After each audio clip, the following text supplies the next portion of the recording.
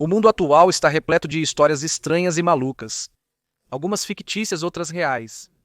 Algumas das histórias mais estranhas são encontradas na história, incluindo a britânica. De uma supercentenária que se cobria com gordura de porco, a uma mulher que afirmou ter dado à luz a coelhos. Neste vídeo, vamos explorar todas essas histórias estranhas e mais. Para a nossa primeira história, voltamos ao século XVIII, onde uma mulher afirmou que podia dar à luz coelhos. Mary Dane nasceu em algum momento entre 1701 e 1703 e foi batizada na igreja paroquial local no dia 21 de fevereiro de 1703. Pouco se sabe sobre sua vida precoce, além de que ela veio de uma família pobre e se casou muito jovem em 1720, provavelmente por volta dos 17 ou 18 anos de idade. Seu marido era um homem chamado Joshua Toft, que trabalhava como alfaiate itinerante. Depois do casamento, os Tofts enfrentaram dificuldades. O negócio de confecção de roupas inglês estava sofrendo no início do século XVIII e Joshua frequentemente estava subempregado. Além disso, a família não podia se dar ao luxo de ele estar desempregado, pois Mary e ele rapidamente tiveram 3 filhos nos anos após o casamento, 2 meninas chamadas Mary e Anne e um menino chamado Joshua. Talvez tenha sido a pobreza deles que levou Mary a ter um temperamento supostamente ruim. Os eventos que trouxeram Mary Toft à atenção nacional na Inglaterra começaram em 1726, quando ela engravidou novamente. Nesta ocasião, porém, Mary pareceu sofrer um aborto em agosto daquele ano, expelindo várias partes do corpo. Entretanto, em 27 de setembro de 1726 semanas depois, Mary entrou em trabalho de parto novamente. Desta vez, Anne Toft, sua sogra, e uma vizinha chamada Mary Gill estavam presentes. Mas eles levaram um susto, pois o que Mary Toft começou a expelir não era humano, mas na verdade parecia um coelho natimorto. Perturbados, eles enviaram uma mensagem para um cirurgião local após o suposto natimorto, um homem chamado John Howard, sobre o que havia acontecido. Howard estava cético no início, mas, quando visitou a casa dos Toft alguns dias depois, Mary entrou em outro aparente trabalho de parto e expeliu partes do corpo de mais um coelho natimorto. Agora convencido da história de Toft, Howard providenciou para que Mary fosse levada para a cidade de Guildford, onde ele entregaria quaisquer outras partes do corpo que pudessem surgir. Mary também relatou o que acreditava que poderia estar ocorrendo. Ela afirmou que, com cerca de 5 semanas de gravidez, havia sido assustada por um coelho enquanto trabalhava nos campos de lúpulo perto de Godalming. Ela tentou pegar o coelho, matá-lo e levá-lo para casa para comer, mas ele escapou. Pouco tempo depois, ela teve um sonho incomum sobre coelhos.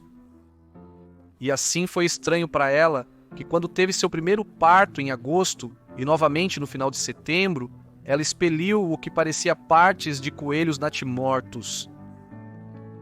Mary permaneceu em Guildford por algum tempo, durante o qual Howard supervisionou diversos partos nos quais a mulher expeliu mais coelhos. A essa altura, a notícia de sua história bizarra estava se espalhando pelo sul da Inglaterra, e no início de novembro já havia chegado à corte do rei George I em Londres.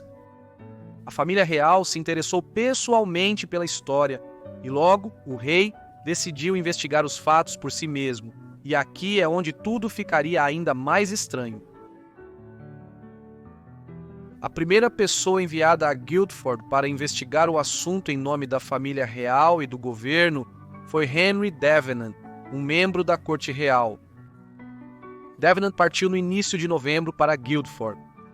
Nesta fase, Mary estava expelindo partes de coelho a cada poucos dias, e Howard estava mantendo diários cuidadosos desses eventos, bem como de forma bastante macabra, mantendo as partes do corpo do coelho preservadas em espíritos.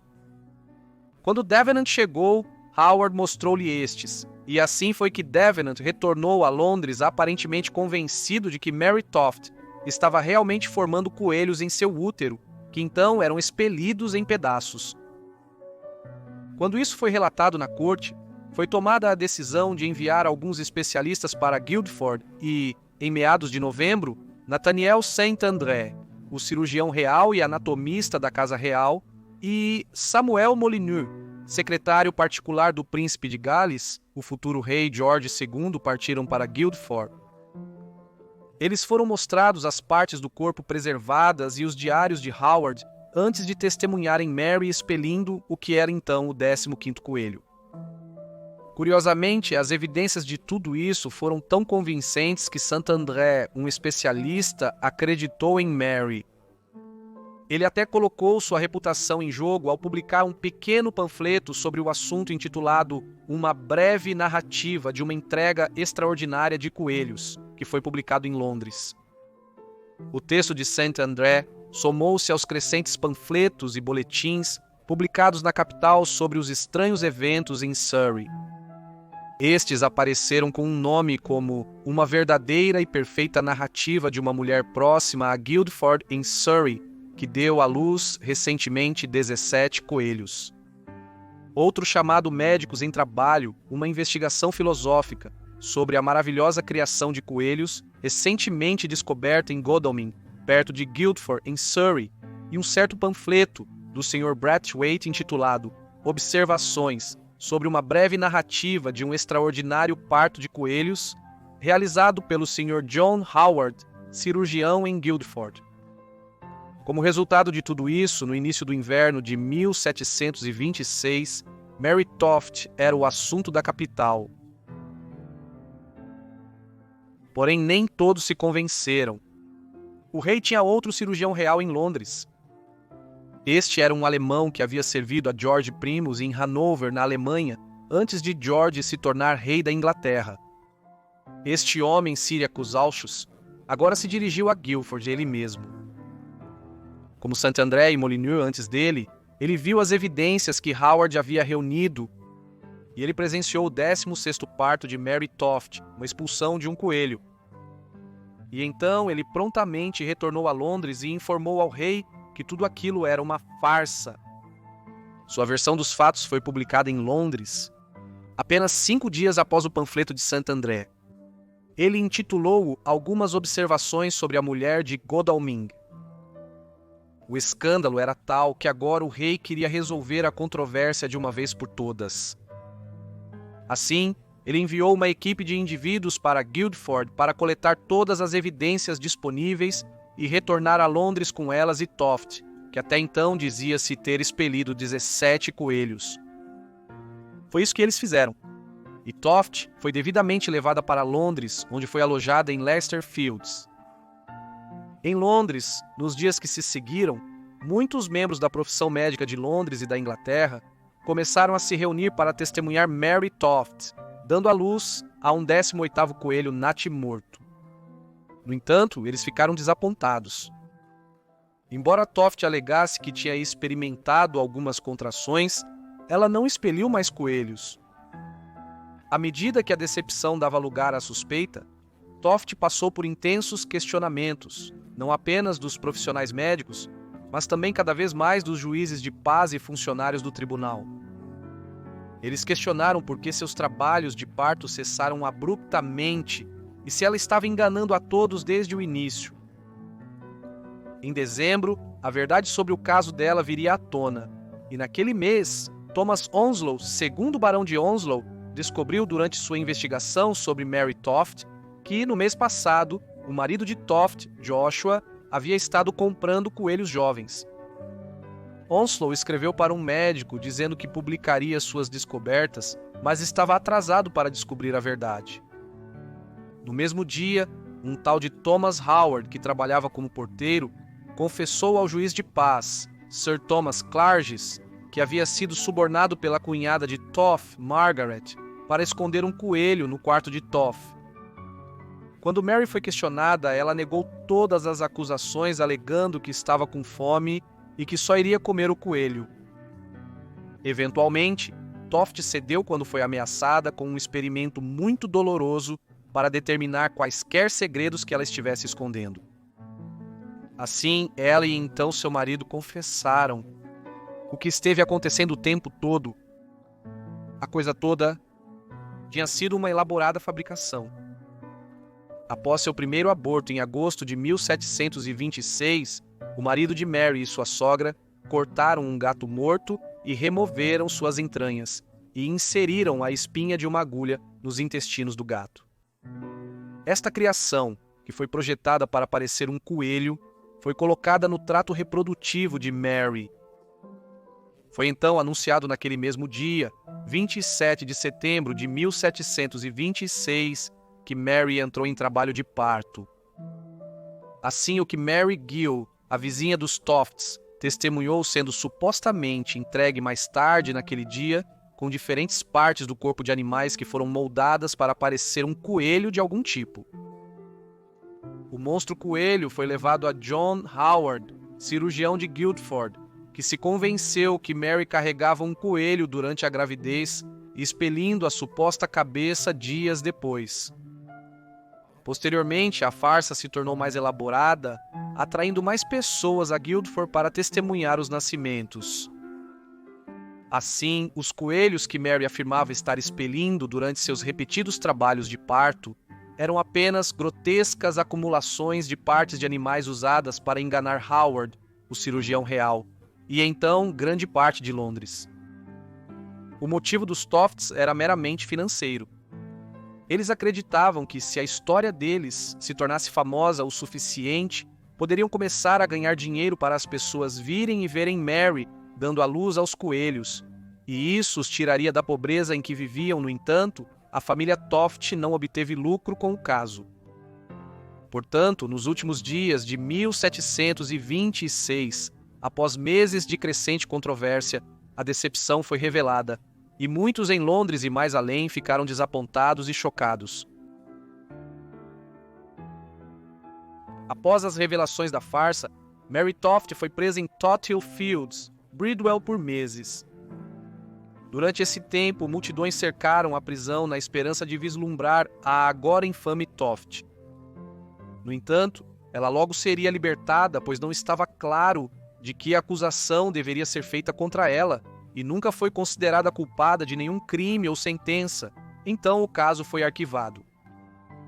Ela foi libertada da prisão em abril de 1727 e voltou para Godalming, mas sua história continuou repercutindo em publicações. Por exemplo, um dos principais poetas britânicos da época, Alexander Pope, compôs o Dunciad em 1728 sobre ela, um poema que gira em torno da história de uma mulher que dá à luz a monstros. Da mesma forma, o renomado pintor inglês, cartunista e crítico social William Hogarth produziu 2 caricaturas sobre o episódio. Uma, Os Sábios de Godalming e Consulta, em 1726, quando o caso ainda estava sendo deliberado, e uma segunda décadas depois, intitulada Credulidade, Superstição e Fanatismo. Aparecendo em 1762, a última satirizou a disposição de certas seções da sociedade em acreditar em histórias absurdas como as de Mary Toft. Após um breve período de fama depois de sua libertação no início de 1727, Mary Toft desapareceu novamente no anonimato. Em fevereiro de 1728, ela deu à luz a uma última filha, uma menina chamada Elizabeth, que foi registrada no registro paroquial de Godalming como seu primeiro filho após sua suposta criação de coelhos.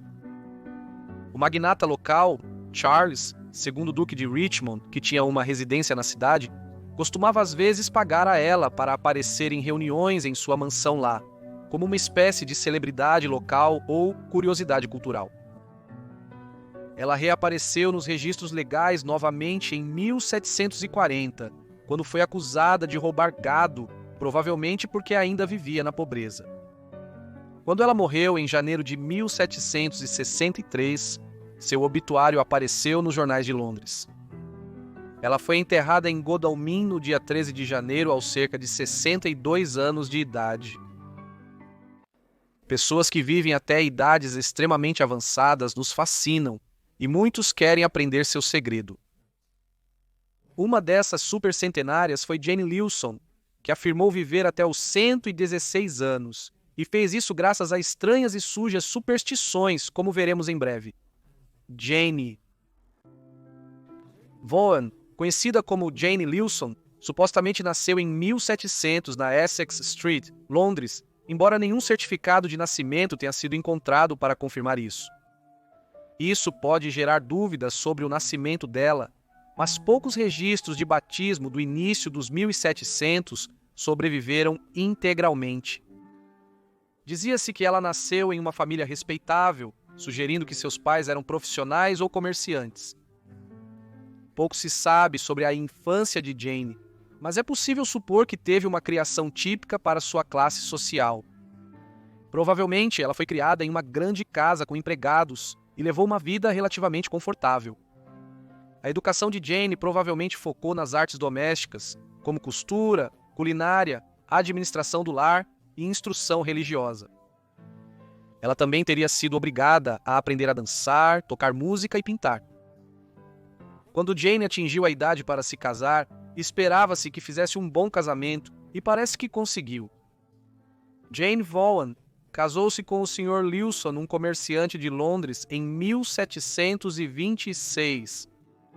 Eles tiveram uma filha juntos após o que o Sr. Lilson faleceu cedo, deixando sua esposa para criá-la sozinha. Portanto, este registro de casamento certamente parece indicar que ela nasceu muito cedo no século XVIII. Pouco se sabe sobre a vida de Lucerne logo após a morte do marido. Sendo uma viúva rica, ela teve muitos pretendentes, mas nunca se casou novamente. Não sabemos como ela criou a filha, mas provavelmente foi de forma semelhante à sua própria educação, definida principalmente por seu futuro papel de esposa e mãe. Com o tempo, sua filha se casou e se mudou, e depois disso, Jane se tornou uma figura muito excêntrica. A partir de 1780 ou por aí, Lucerne foi cada vez mais notada por sua velhice em Londres e depois na Inglaterra. Ela era celebrada por sua longevidade e as pessoas se interessavam muito pelo seu estilo de vida, mas como você verá, é muito diferente do que qualquer um poderia imaginar. Lucerne era conhecida por ser uma pessoa peculiar durante sua velhice e idade avançada. Para começar, ela era uma pessoa reclusa que quase nunca saía de casa e também raramente permitia que alguém a visitasse em sua própria casa. Isso sugere que ela passou décadas com pouco contato com o mundo, com algumas exceções. Por exemplo, ela tinha uma antiga serva que a visitava para realizar algumas tarefas domésticas entre o final dos anos 1780 e 1806. Porém, ela também morreu, e Lucerna contratou outras pessoas para substituí-la, mas nenhuma o agradou. Além de 2 velhos cães de colo e um gato, seu único companheiro era um homem idoso que mantinha várias propriedades na área. Inicialmente, ele ajudou Lucerna com várias tarefas, mas como se mostrou muito útil, ela eventualmente o levou para casa, onde ele serviu como seu mordomo, cozinheiro e governanta. Infelizmente, até agora parece que ela não tinha contato com sua família, seus parentes mais próximos tendo morrido muito antes. A casa de Lucerna foi descrita como uma grande moradia, que já foi uma bela e elegantemente mobiliada casa de Londres, mas que inevitavelmente declinou ao longo das décadas. A excêntrica Lady Lucerna insistia em manter as camas nos quartos de hóspedes sempre arrumadas, mesmo sem uso há anos. Isso diferia de como ela cuidava do resto da casa. Ela se recusava a lavar as janelas, temendo que quebrassem e deixassem germes entrarem. Com o passar das décadas, sujeira e poeira as cobriam, bloqueando a luz natural da casa. Apesar das janelas sujas e interior decadente, Lucerne gostava de cuidar do seu jardim. Os vizinhos lembravam que nos meses de verão ela costumava sentar-se lá e ler por horas. Ela ocasionalmente visitava outras pessoas, conversava com o merceeiro local na praça e visitava alguns velhos conhecidos. Porém, como era inevitável, Lucerna acabou sobrevivendo a todos que conheceu quando jovem e de meia idade, incluindo sua filha. Em seu obituário, o observador destacou seu senso de moda retrô, notando que ela era tão parcial às modas que prevaleciam em seus dias de juventude que nunca mudou o modo de se vestir daquele usado no reinado de George I. Ela sempre usava pó, com um grande tights, feita de crina de cavalo, com quase meio metro de altura em sua cabeça, sobre a qual seu cabelo era virado para cima, um gorro amarrado sob o queixo e 3 ou 4 cachos pendurados no pescoço. Ela geralmente usava vestidos de seda e a cauda longa, com um babado profundo ao redor, uma cintura muito longa e muito apertada até o pescoço, ao redor do qual havia uma espécie de gola ou babado. As mangas de seu vestido vinham abaixo do cotovelo, com 4 ou 5 punhos presos em cada uma, um grande chapéu de palha completamente plano e sapatos de salto alto. Um grande casaco de seda preta adornado com renda ao redor e uma bengala com cabeça de ouro completavam seu traje diário pelos últimos 80 anos, e com o qual ela caminhava pela praça, por conta do qual ela era conhecida pelo nome de Lady Lucerne. Seus contemporâneos estavam muito ansiosos para saber sobre sua saúde e como ela viveu por tanto tempo. Aparentemente não havia segredo para a longevidade de Lucerne, além de superstição. Lucerne acreditava que se lavar causaria um resfriado, então nunca o fazia. Em vez disso, ela se cobria com banha de porco porque era suave e lisa. Além disso, dizia-se que ela insistia em beber seu chá em sua xícara favorita, enquanto só comia sentada em sua cadeira favorita e com seus talheres dispostos em um padrão muito específico. De resto, ela geralmente evitava medicamentos e médicos. Alegava-se que ela tinha uma história dental notável, nunca tendo perdido nenhum dente, mas curiosamente tendo brotado 2 novos em 1787, quando se aproximava do seu 90º ano. Essa afirmação pode ter algum fundamento. A hiperdontia, onde um indivíduo começa a crescer dentes adicionais além do conjunto normal em seus anos de adulto, é mais comum do que se pensa e ocorre em mais de 3,5% das pessoas hoje.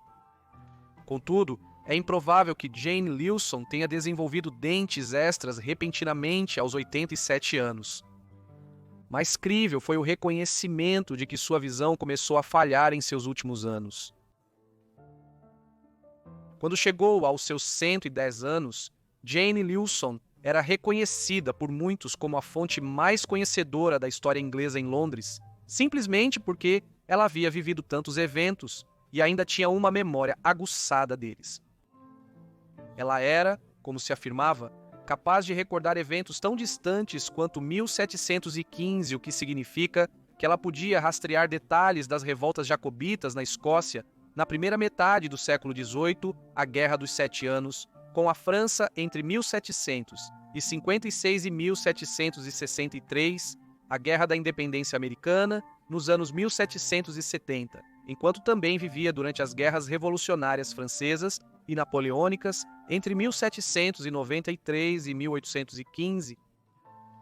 Lucerne era supersticiosa sobre sua possível morte em meados dos anos de 1810. Em meados de maio de 1816, uma senhora que morava na mesma rua que ela morreu repentinamente, o que levou Lucerne a prever que seu próprio tempo estava próximo, e assim se confirmou. Lucerne morreu em casa no dia 28 de maio de 1816, supostamente com 116 anos de idade. Ela foi posteriormente enterrada no cemitério Bunhill Fields, em Londres, com uma carruagem fúnebre e carruagens de luto para proporcionar a ocasião solene da morte de uma das mulheres mais longevas da história da Inglaterra. Após sua morte, parece que Lewison não queria que ninguém entrasse em sua casa. Uma testemunha que visitou a casa de Jane nesse período relatou ter ficado chocada ao entrar. Ele viu muitos parafusos e barras nas portas e janelas, e o teto dos andares de cima também tinha barras, como se para evitar invasões pelo telhado. Ele também notou que as cinzas de Cinderela não eram removidas há anos e estavam empilhadas tão alto que pareciam camas. Não muito tempo após sua morte, Lucerne basicamente se tornou conhecida em todo o país devido a um obituário publicado pelo jornal Observer no dia 9 de junho de 1816, intitulado Um Caráter Singular. A peça explica como uma das celebridades medianas da Inglaterra faleceu em sua casa no número 12 Coldbath Square, próximo a Clerkenwell e Farringdon, em Londres, há 2 semanas. Os leitores do jornal ficaram fascinados ao saber que essa mulher nasceu durante o reinado do rei William III e viveu durante os reinados de 5 monarcas britânicos, incluindo o do rei George III, que governou entre 1760 e 1820, sendo o rei com o reinado mais longo da história da Inglaterra até então. Porém, devido ao seu registro de nascimento obscuro, não há certeza se ela realmente viveu até os 116 anos, algo questionável pelos padrões da época. Se 116 anos quando morreu, surge a questão: qual era a frequência de pessoas viverem mais de 100 anos no início da Era Moderna? Afinal, o período entre 1500 e 1800 foi um de expectativas de vida notavelmente mais baixas do que hoje. Atualmente, há 75 a 80 anos, enquanto nos séculos XVII e XVII era de cerca de 37 anos de idade. E ainda assim, a idade momentosa de Jane Leeson não estava totalmente fora do lugar. As expectativas de vida eram baixas nessa época devido à alta taxa de mortalidade infantil, com cerca de 40% das crianças morrendo antes dos 10 anos de idade. Além disso, doenças como varíola, tuberculose e peste bubônica eram mortais na época e reduziram ainda mais a expectativa de vida.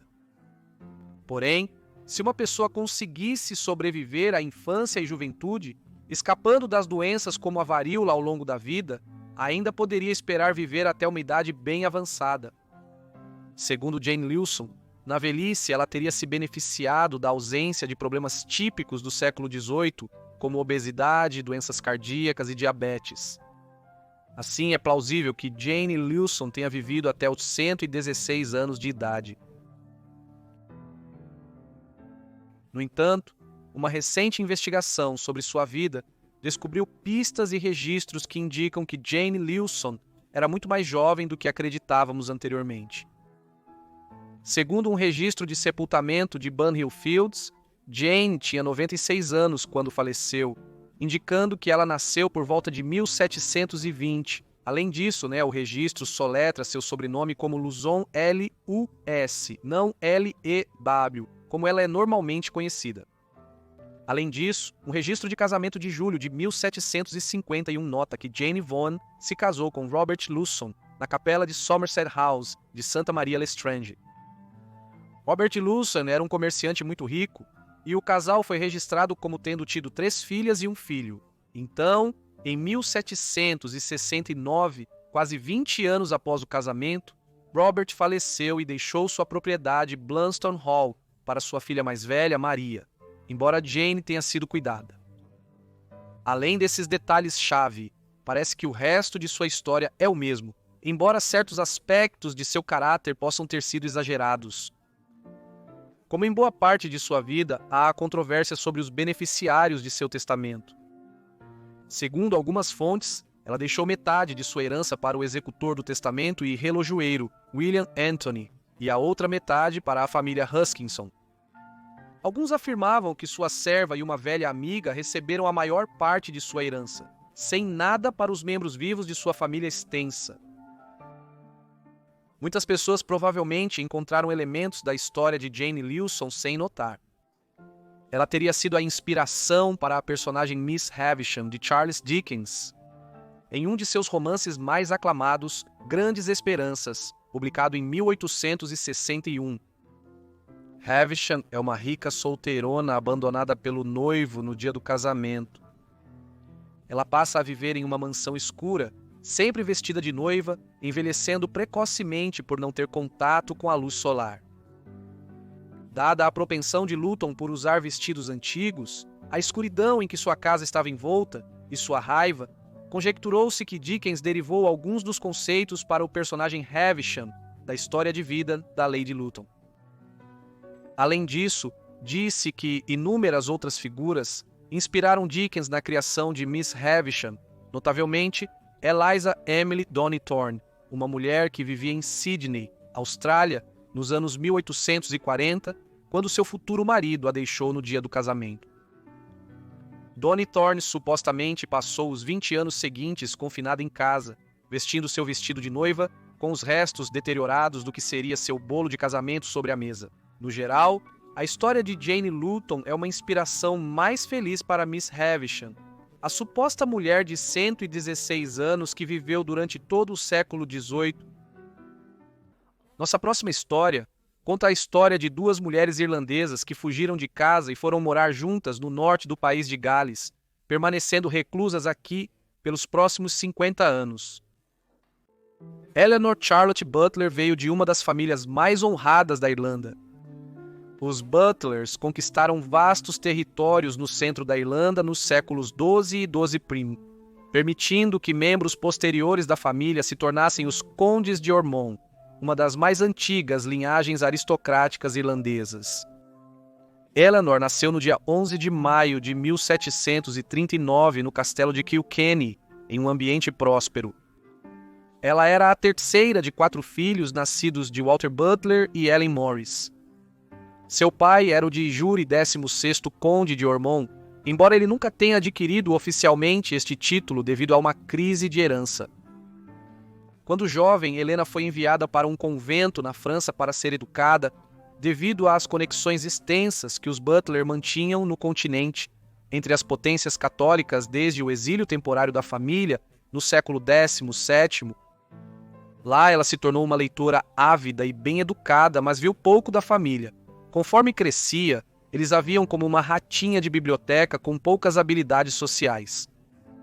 De qualquer forma, quando Eleanor retornou à Irlanda no final da década de 1750, recusou-se a aceitar um casamento arranjado, tornando-se altamente independente. Sarah Ponsonby veio de uma família mais modesta, mas ainda assim poderosa e rica, no centro da Irlanda.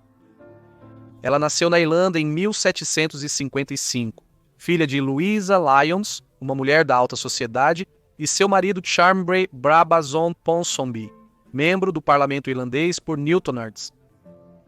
Sarah era a única filha do seu segundo casamento, mas infelizmente Louisa, mãe de Sarah, morreu apenas 3 anos após o seu nascimento. Charmbrae casou-se novamente em pouco tempo, tomando Mary Barker, filha do Sir William Barker, terceiro barão de Kilcully Abbey, como sua terceira esposa. Com Mary, Charmbrae teria outra menina chamada Mary, em homenagem à sua mãe, mas ele faleceria cedo em 1762, com cerca de 41 anos, quando Sarah tinha apenas 6 anos, e enquanto sua terceira esposa estava grávida de seu filho ainda não nascido. A criança nasceu 4 meses após a morte do pai e foi nomeada Chambret Brabazon em sua homenagem. Consequentemente, Sarah tornou-se órfã e foi enviada para viver com alguns parentes em Kilkenny. Ela cresceu no mesmo círculo social que Eleanor, que morava a cerca de 25 quilômetros de distância, apesar de ser 16 anos mais nova. Sarah, aos 13 anos, e Eleanor, aos 29, se conheceram pela primeira vez em 1768, quando Sarah foi enviada ao castelo de Kilkenny para continuar sua educação sob a tutela de Eleanor.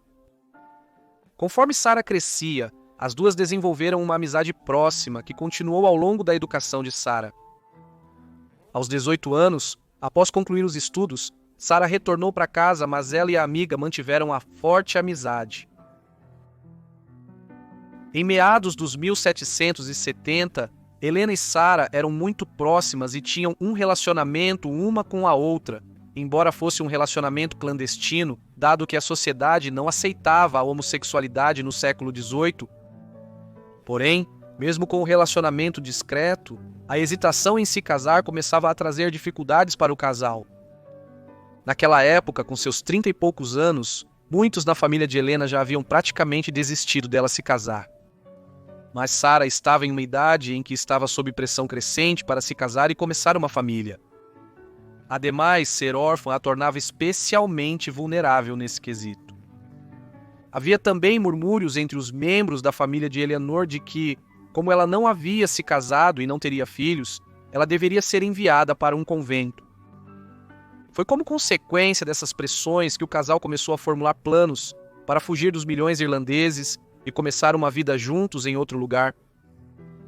Eleanor e Sarah tentaram fugir de Kilkenny pela primeira vez na noite de 30 de março de 1778, A dupla se disfarçou de homens, se armou e seguiu para Waterford, planejando pegar um barco para a Grã-Bretanha. Contudo, o plano delas foi revelado quando foram achadas escondidas próximo ao cais de Waterford.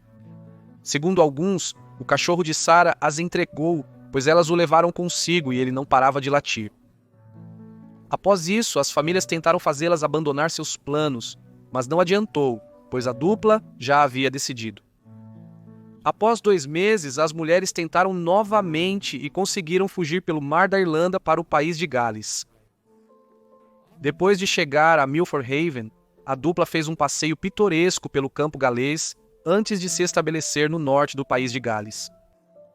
Eventualmente, conseguiram garantir o arrendamento de uma charmosa casa de campo nos arredores da vila de Llangollen e em 1780 eles compraram a propriedade. Eles nomearam isso de Plasnowit, que em Cymric significa nova sala ou mansão. Isso se tornaria sua casa pelas próximas 5 décadas, e logo se tornariam celebridades e baleias na Inglaterra. Eleanor e Sarah começaram gradualmente a renovar o Plasnowit após a decisão de se estabelecerem aqui no final dos anos 1770. Originalmente era uma casa de campo com 5 quartos, grande pelos padrões da região e da época, mas não incomum em suas características arquitetônicas. Contudo, com o passar dos anos, a dupla modificou as fachadas e características do prédio, transformando-o em uma casa de campo de estilo gótico que se sobressaía no cenário rural galês. O aspecto mais marcante disso foram as janelas em arco e os painéis que faziam à frente da casa parecer mais a fachada de uma catedral gótica medieval do que uma casa galesa. Eles até conseguiram adquirir a alta cruz medieval que ficava no topo da Catedral de Chester por séculos, mas que foi derrubada durante a Guerra Civil Inglesa, quando os puritanos reagiram contra as crenças católicas romanas. Isso eles montaram novamente em sua casa. Jardins formais foram dispostos ao redor da casa e no interior, painéis de carvalho decoravam muitos dos cômodos. A natureza do relacionamento de Eleanor e Sarah tem sido muito especulada por décadas. Historiadores questionaram se eram de fato lésbicas, ou apenas 2 mulheres excepcionalmente próximas que encontraram consolo na companhia mútua e na decisão de rejeitar o casamento e as restrições sociais da época. Contudo, há pouca dúvida de que elas eram amantes de alguma forma. O diário de Ellen, que sobreviveu, refere-se repetidamente a Sarah como minha amada. A decisão irônica delas de nomear uma sucessão de cães de estimação como Safo é uma evidência concreta da sexualidade das mulheres. Safo era a famosa poetisa grega antiga, cujo amor declarado por mulheres é a origem do termo lésbica, tendo vindo da ilha de Lesbos, na Grécia. Apesar da rejeição geral das relações homossexuais na época, as mulheres aparentemente não sofreram perseguição devido ao seu relacionamento. Se 2 homens vivessem juntos com rumores de um relacionamento sexual, a situação seria diferente, pois os relacionamentos gays foram ativamente reprimidos pelas leis de sodomia da Grã-Bretanha até o século XX. As 2 mulheres levaram uma vida mental tranquila aqui. Elas tinham dinheiro suficiente para contratar alguns empregados domésticos, incluindo Mary Carroll, uma personagem marcante que fazia parte da equipe doméstica de Sarah na Irlanda e que permaneceria uma serva e amiga fiel pelo resto da vida. Isso permitiu que as mulheres se dedicassem à reforma da casa de campo e outras atividades. Por exemplo, temos a seguinte entrada no diário de Eleanor sobre o dia 22 de setembro de 1785. Acordou às 7, manhã escura, todas as montanhas envoltas em névoa, chuva intensa, uma lareira na biblioteca deliciosamente confortável. Tomou café da manhã às 8h30. Das 9 até a 1 escrevendo. Meu amado desenhando o castelo de Pembroke. Dá umas 3 li para ela. Após o jantar, fiz uma breve caminhada pelos jardins. Choveu sem interrupção o dia inteiro, das 4 até as 10 lendo para minha amada. Ela desenhando das 10 às 11 sentados à frente da lareira conversando com minha amada. Um dia silencioso e feliz. Há muitas outras entradas que descrevem dias passados, principalmente lendo, escrevendo e desenhando, provando que o casal estava feliz em viver uma vida tranquila e isolada. Curiosamente, apesar de terem fugido da Irlanda, o casal conseguiu manter um relacionamento com suas famílias de volta para casa após um período inicial de afastamento. Clare e Gufflin estão situadas em uma das principais rotas que os viajantes de Dublin a Londres poderiam tomar, cruzando diretamente para o norte do país de Gales e seguindo pelo país até a Inglaterra. Há evidências de que familiares os visitavam com frequência em Llangollen. Aparentemente, as duas famílias aceitaram um novo acordo, visto que, desde que Eleanor e Sarah não estivessem fisicamente na Irlanda. Com o passar dos anos, Eleanor e Sarah se tornaram bastante famosas em toda a Grã-Bretanha. Inicialmente, sua casa chamou a atenção devido à arquitetura gótica neste remoto chalé galês. Elas abriram sua casa para visitantes interessados em ver a residência em comum. Ao fazerem isso, informações sobre o peculiar relacionamento das mulheres se espalharam, e logo elas começaram a receber ligações de alguns dos indivíduos mais celebrados da Grã-Bretanha do final do século XVIII e início do XIX.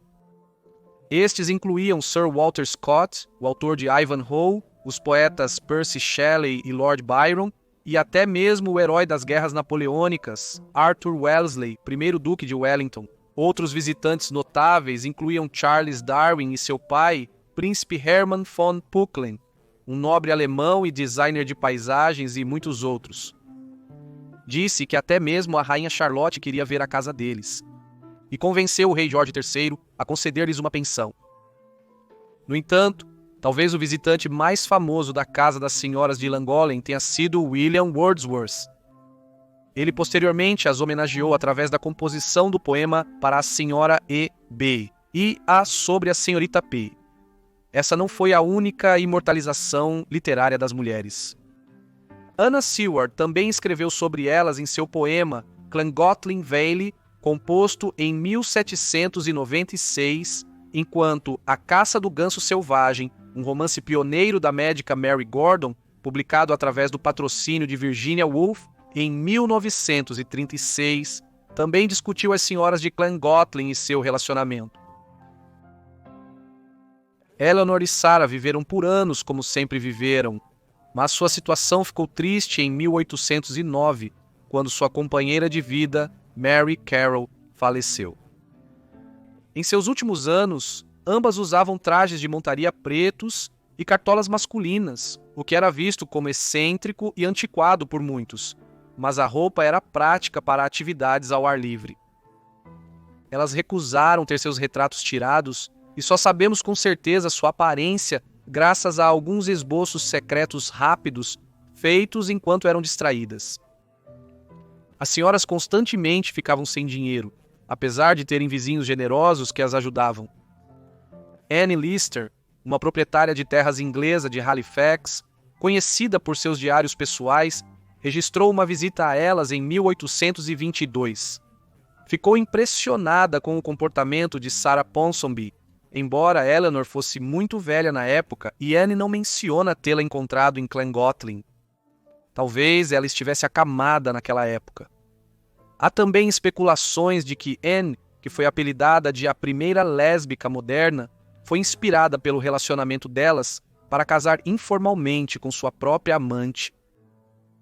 No final, apesar da grande diferença de idade, Eleanor e Sarah morreram em um curto período uma da outra.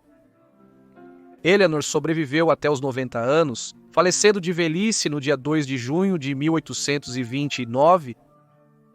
Sarah viveu em Platts-Norwich por mais de 2 anos depois disso, falecendo em 9 de dezembro de 1831, aos 76 anos de idade.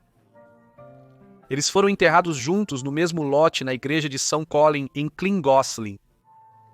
Também enterrada aqui está Mary, porque após sua morte, o casal erigiu um monumento de 3 lados que serviria como local de descanso final para os 3 depois de tantos anos felizes juntos. Além disso, a propriedade passou para o general John York, um comandante britânico e veterano da Guerra da Crimeia de 1850, que residiu lá por um período.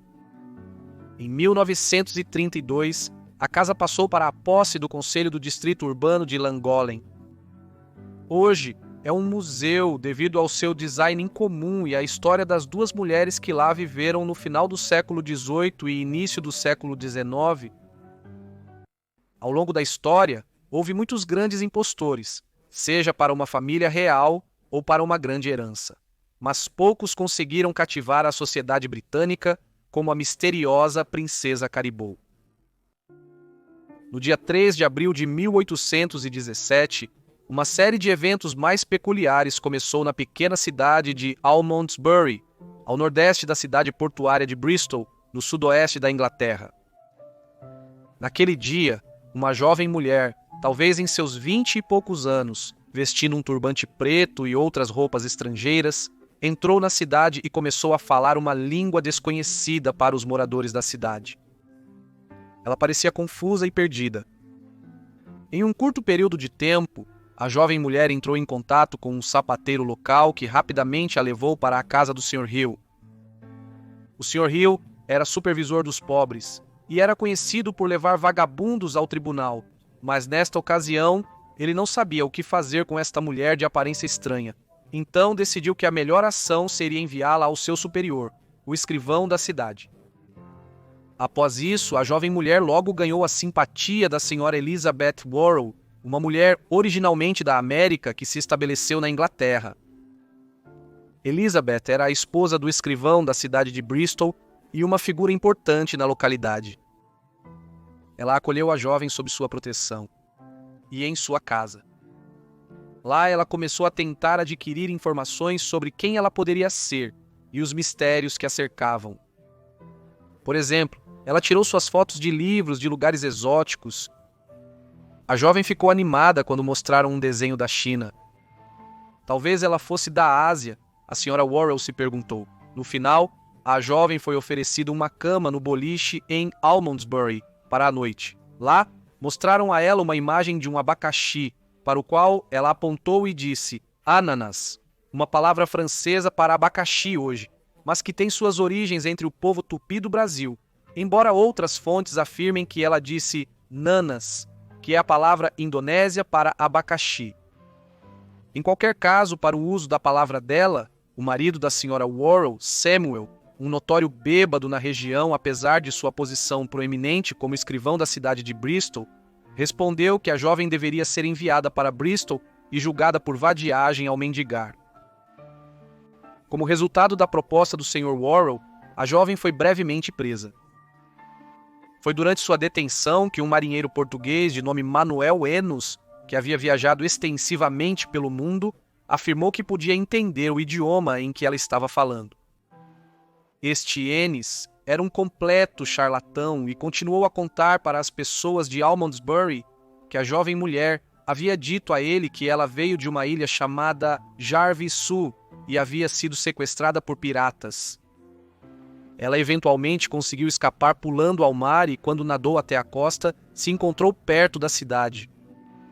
Além disso, ele revelou que a jovem mulher era uma princesa chamada Caribou, que anteriormente vivia uma vida de luxo, cercada por belos jardins e servos para atender a todos os seus movimentos.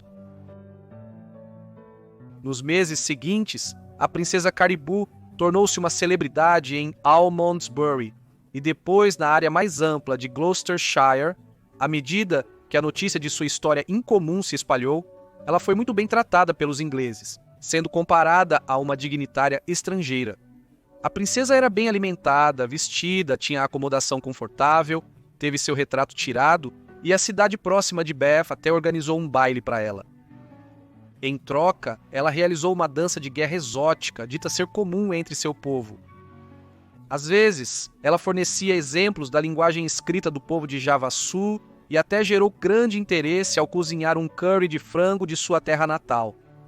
A princesa também foi notada por ter alguns hábitos estranhos, como só comer vegetais e beber chá, e um autor da época escreveu que ela esgrimia e usava um arco e flecha caseiros com grande habilidade, dançava de forma exótica, nadava nua no lago quando estava sozinha e orava para seu ser supremo, Alatala, do topo das árvores. Apesar de tudo isso, alguns ainda não estavam convencidos e esperavam que enganá-la revelasse a verdade.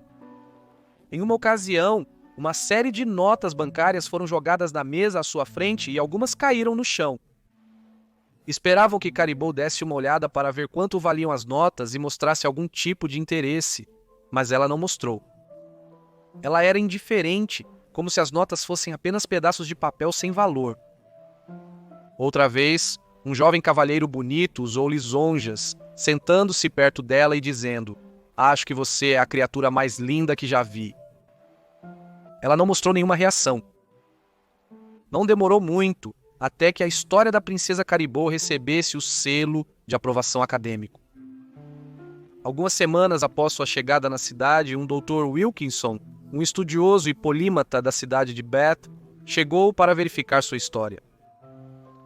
Wilkinson notou que a princesa tinha cicatrizes na parte de trás da cabeça, que ele concluiu que devem ter sido produzidas por algum tipo de ritual nativo, enquanto ele também mostrou a ela um manual de idiomas do mundo através do qual determinou que ela estava realmente falando Rajang e era realmente da ilha de Sumatra, no que é agora a Indonésia, mas que era então parte das Índias Orientais Holandesas, uma colônia que se espalhava por muitas ilhas do Sudeste Asiático, que os holandeses começaram a conquistar a partir do início do século XVII.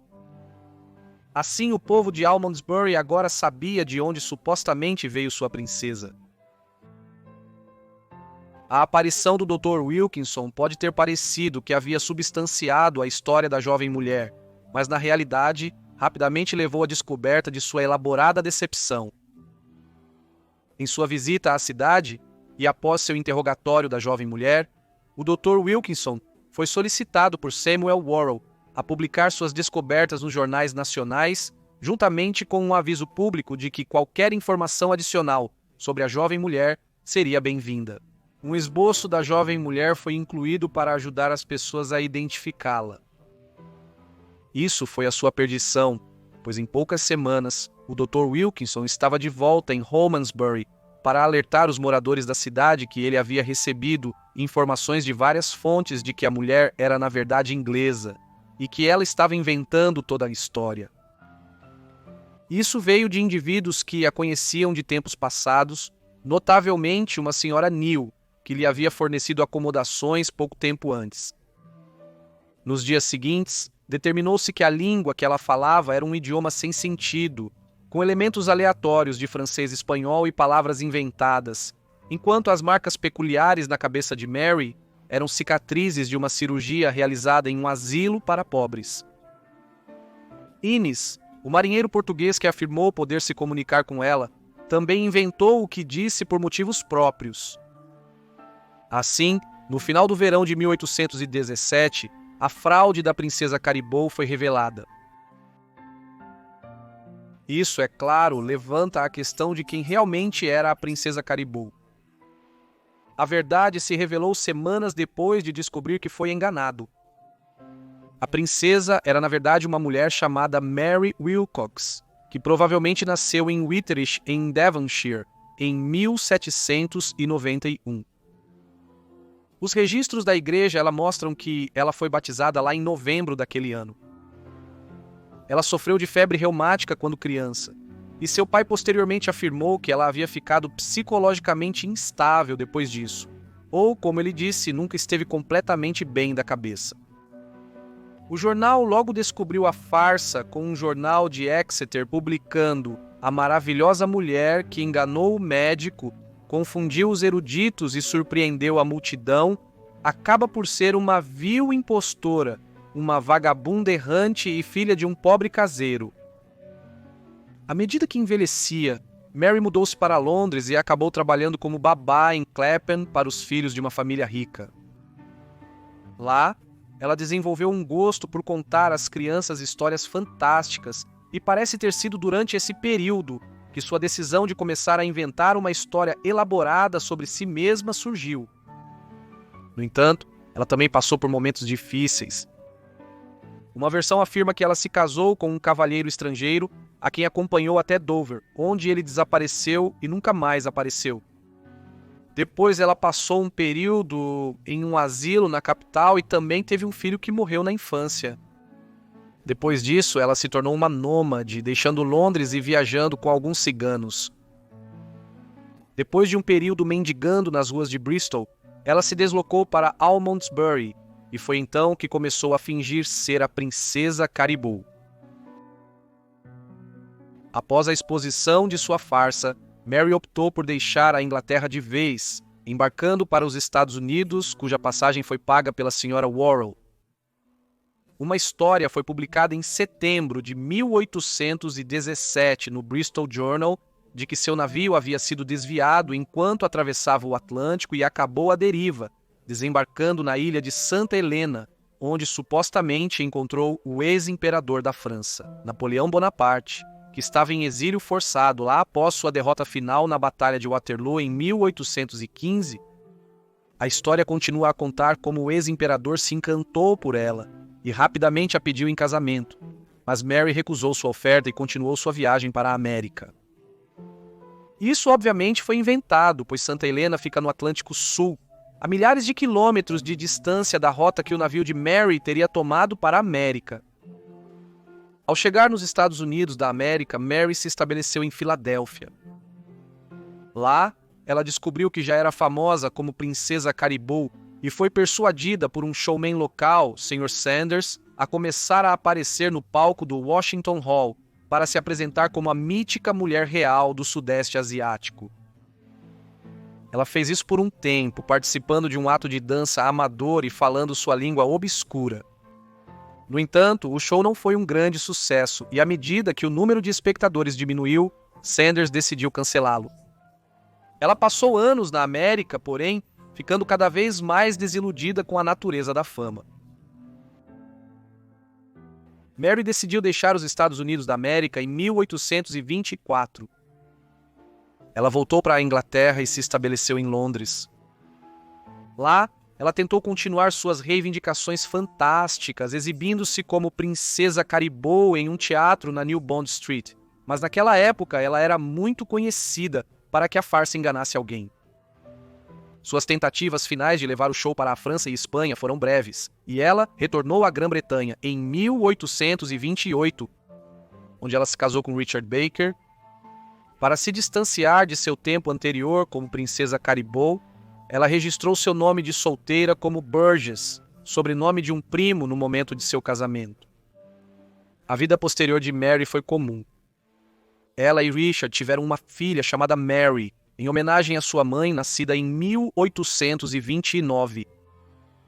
Ela passou as próximas 3 décadas de sua vida como mãe e esposa, trabalhando, fornecendo sanguessugas para o hospital de enfermaria em Bristol, em uma época em que esses vermes parasitas ainda eram usados por seus supostos benefícios terapêuticos. Com o tempo, ela ficou profundamente envergonhada de seu passado e fugia quando as crianças locais a chamavam de Caribou. Mary morreu em Bedminster, ao sul de Bristol, na véspera de Natal de 1864 aos 72 anos, embora algumas fontes afirmem que ela tinha 75 anos. Ela foi enterrada em uma sepultura anônima em um cemitério na estrada de Hebron. A filha dela e de Richard continuou o negócio de sanguessugas e viveu sozinha até sua morte em 1900, quando a casa da família foi incendiada. Devido à sua história peculiar, a princesa Carrie foi amplamente destacada na cultura popular desde sua época. Peças sobre sua decepção foram escritas no século XIX, e sua história permaneceu um exemplo popular da ignorância europeia sobre certas regiões durante a Era Vitoriana. Houve uma revitalização nas últimas décadas, com um filme de 1994 intitulado Princesa Caribou, estrelado por Phoebe Cates, recontando os eventos que ocorreram em Almondsbury em 1817. Um romance histórico também foi publicado baseado em sua história, enquanto a última década viu a Princesa Caribou retornar ao palco de Londres, pois musicais e uma peça foram escritos e apresentados sobre sua história. Assim, o conto da Princesa Caribou continua a intrigar 2 séculos após sua elaborada decepção. Para nossa última história, voltamos ao país de Gales do século XIX para olhar a vida de uma figura excêntrica que desde então é vista por alguns como um dos maiores galeses de todos os tempos. William Price nasceu no 4 de março de 1800 na pequena vila de Hydrey, perto de Caerphilly, país de Gales. Ele veio de uma família conhecida na área, pois seus ancestrais trabalhadores estabeleceram uma pequena fortuna familiar. Seu pai, também chamado William, formou-se no Jesus College, Oxford, tornando-se um padre ordenado da Igreja da Inglaterra, mas mais tarde sofreu de esquizofrenia e aos 30 anos foi listado como um lunático. Enquanto isso, sua mãe era uma empregada doméstica analfabeta. Sua baixa posição social tornou o casamento bastante controverso. Juntos, o casal teve 7 filhos, sendo William o quinto. Infelizmente, apenas 4 dos 7 chegaram à idade adulta.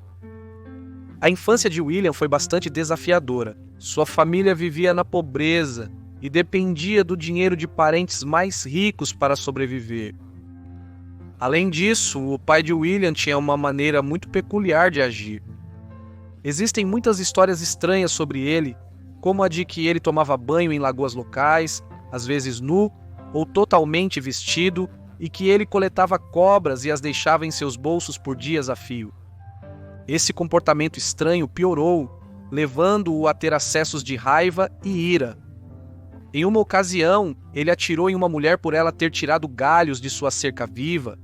Ele também era conhecido por atirar objetos pontiagudos nos moradores locais, pois era um perigo não apenas para a comunidade, mas também para si mesmo. Sua família frequentemente o amarrava em sua cama ou poltrona. Aos 10 anos, William frequentou a escola local em Matching. Lá ele aprendeu inglês, pois em casa ele só falava galês. Com o tempo, ele revelou suas habilidades intelectuais, indo bem em todos os seus exames. Aos 13 anos, o jovem William Price decidiu seguir um caminho na medicina, apesar de seu pai insistir que ele se tornasse um advogado. Sua decisão provavelmente se deveu a uma série de fatores, incluindo o transtorno mental de seu pai, a doença que tirou a vida de seus irmãos bebês e a má saúde dos trabalhadores na área local. Em 1814, Price se mudou para Caerphilly depois de garantir um aprendizado com um jovem cirurgião de sucesso chamado Dr. Evan Edwards. Por cerca de 5 anos, Price trabalhou sob Evans, que foi financiado por vários membros da família. Uma vez terminado o aprendizado, Price passou a estudar no Hospital de Londres em Whitechapel e no Hospital St. Bartholomew, sob alguns dos melhores cirurgiões do país. Price se saiu muito bem e em outubro de 1821, ele se tornou membro do Royal College of Surgeons com apenas 21 anos de idade, uma grande conquista considerando sua origem. Após isso, ele retornou ao país de Gales para começar a trabalhar como clínico geral. Price alugou uma fazenda em Pontypridd que serviu como seu local de trabalho. Durante esse período, o sul do país de Gales experimentou um enorme aumento populacional devido à expansão da indústria do ferro. Em 1823, Price se tornou muito importante dentro da comunidade local. Ele foi nomeado como cirurgião por alguns dos principais empregadores da área, incluindo Brown Lennox Chainworks e Trafford S. Tinplate Works. Além disso, ele era o conselheiro médico da rica família Crochet, que era proprietária da Trafford S. Tinplate Works. Como um jovem, ele ganhou influência em sua comunidade local graças à sua expertise médica. Apesar de sua origem relativamente humilde, ele até se misturou com a alta classe galesa, frequentando bailes de champanhe em Seafars para o castelo. No entanto, à medida que envelhecia, seu comportamento excêntrico aumentava. Embora não fosse na mesma medida que a de seu pai, parecia que essa natureza maverick corria na família. Conhecido nudista, Price corria pelas colinas perto de Pontypridd completamente nu. Price possuía convicções que divergiam dos padrões sociais da época. Ele era completamente contra o casamento e mantinha que isso levava à escravização das mulheres, pois tirava a sua liberdade. Price acreditava no amor livre. Ao longo dos anos, ele gerou muitos filhos ilegítimos. Suas opiniões levaram a vários problemas com as autoridades da igreja. Diferentemente da maioria das pessoas da época, Price era muito cuidadoso com a higiene. Ele considerava as moedas muito contaminadas e por isso sempre as lavava. Ele até achava que as meias eram anti-higiênicas e nunca as usava. Essa obsessão com a higiene provavelmente veio dele percebendo que a industrialização estava tendo sérios efeitos negativos na saúde das classes trabalhadoras. Price não era um médico vitoriano comum. Ele tinha convicções firmes e um estilo de vida bastante saudável. Price acreditava em remédios naturais como alimentação saudável, ar fresco e exercício. Em consonância com isso, ele foi um dos primeiros defensores do vegetarianismo. Segundo ele, comer carne despertava a besta no homem. Além disso, ele era completamente contra o fumo, chegando a recusar tratar pacientes que não conseguiam abandonar o vício prejudicial. Além disso, ele estabeleceu um exemplo do sistema de saúde social, cobrando dos pacientes apenas o que eles podiam pagar.